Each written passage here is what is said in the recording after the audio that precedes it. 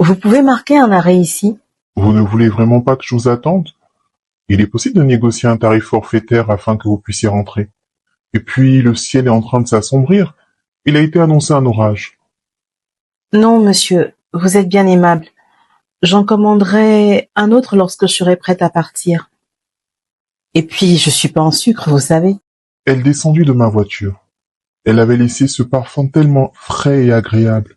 J'étais tombé sous son charme. Elle était gracieuse, douce. J'ai l'impression de l'avoir déjà vue. J'en suis certain. Où est-ce que cela avait pu bien être?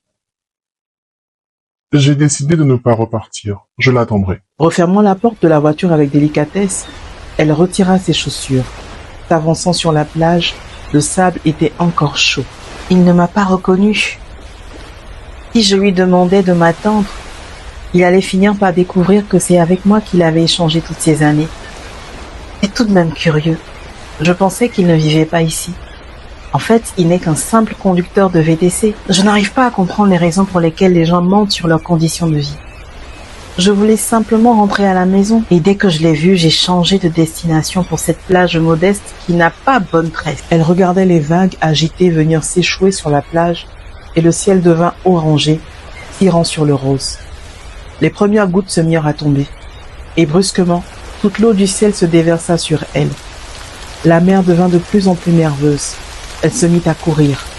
Le vent était si fort et sa vue était obstruée par les rafales de pluie. Elle put se mettre sous un cocotier, essayant de trouver son téléphone dans son sac.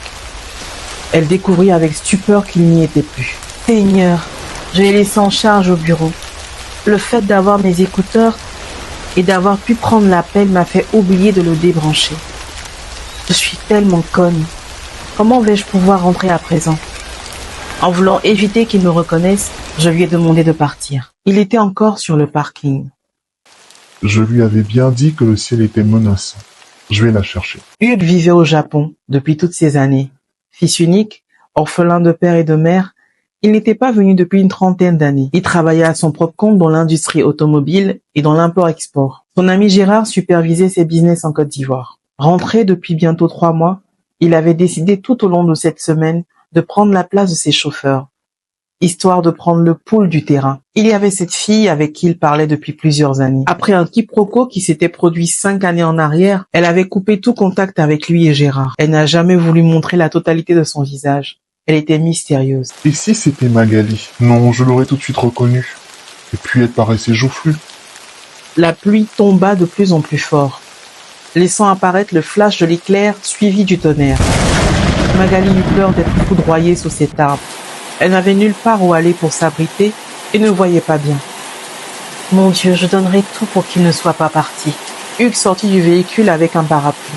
En l'ouvrant, celui-ci s'échappa, emporté par le vent. Même une personne ultra chétive pouvait être enlevée par ce semblant de tempête. Tant pis. Je vais tout de même à sa recherche. J'espère qu'elle n'a pas fait l'erreur d'aller piquer une tête. Le vent et la pluie étaient si forts qu'il fallait être fou pour s'aventurer sur l'autoroute. Il s'avançait instinctivement et péniblement. Elle était là, sous ce cocotier, essayant tant bien que mal à se réchauffer et se protéger. Je suis malheureusement aussi trempé que vous. Venez avec moi. J'ai un système de chauffage dans mes voitures et j'ai du café chaud dans un thermos. Elle le suivit. Il lui prit la main. Dès cet instant, il eut comme une alchimie. Le contact a créé quelque chose d'exceptionnel, comme un courant, une sorte de connexion. Bref, c'est tout simplement inexplicable.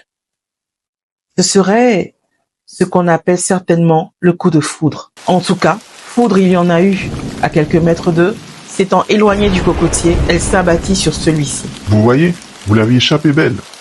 Il l'enlaça comme pour la protéger. Son odeur, son parfum. Il l'installa dans la voiture et alluma le chauffage.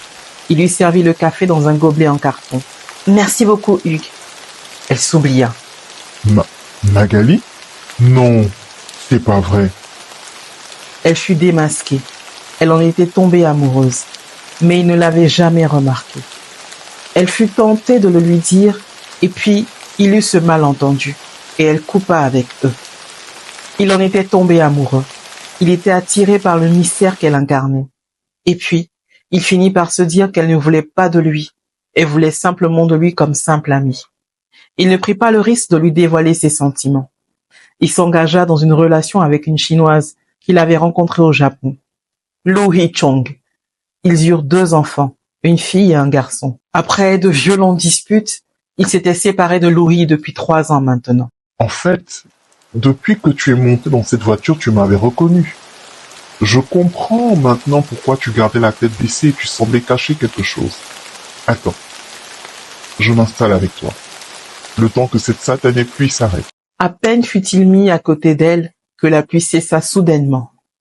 D'un rire gêné, elle dit « C'est à cause de toi que cet ouragan s'est abattu. » Elle ne put achever sa phrase et il l'embrassa. Il lui prit la main, toucha son annulaire gauche et lui dit « Il manque quelque chose à cette main. » Si vous voulez encore ce type d'histoire, vous pouvez les retrouver dans mes 2 recueils de nouvelles. Et s'il s'agissait de ton histoire et chic histoire imaginaire. Bien entendu, cette histoire, je l'ai écrite le 29 avril 2025. Elle n'a pas de suite.